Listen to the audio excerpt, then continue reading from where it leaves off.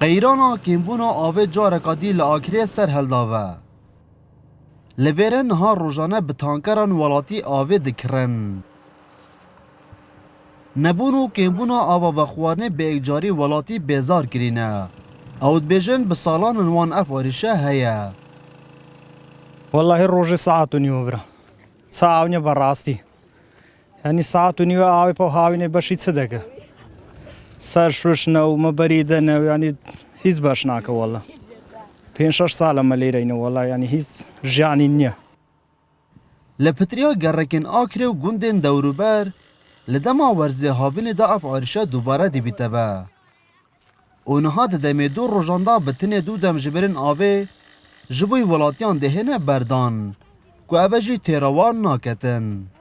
با خودی تانکری روز لبا مهینه لبا دوی تکرار روز گویا آب و نیوه نبون پا 12 لما تکردن دو تانچه هدو پا 12,000 روز گوشی پیر دوی نکری پا 10,000 او هر دو تانکیلو خو معامله و هاتن پا آوی راوستان.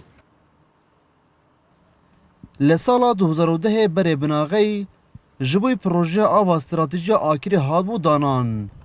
لبشتی بورین 8 سالان هیچ پتر جه 40 صدیا به پروژه به تمام نکری مایه و. رببریا آوا آکری بو کرسات نیوس رادگهینید هیا پروژه بداوی نهیتن قیرانا کیمیا آوه لبه دبره چارسر نابیتن.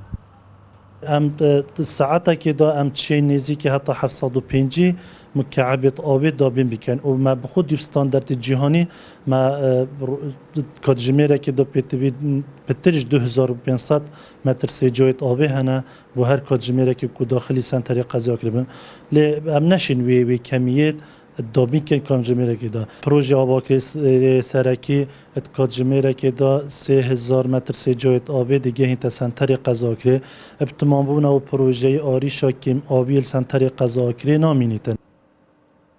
کرینا آوه به تانکران بویا بارگرانی اکا دیتر جبوی ولاتین آکره و او نچارن دوی گرم هاوین دا به پاره که زور آوه بکرن و نها بتن چاویوان لسر زیدکنا دمجمرین بردانا آوه نه.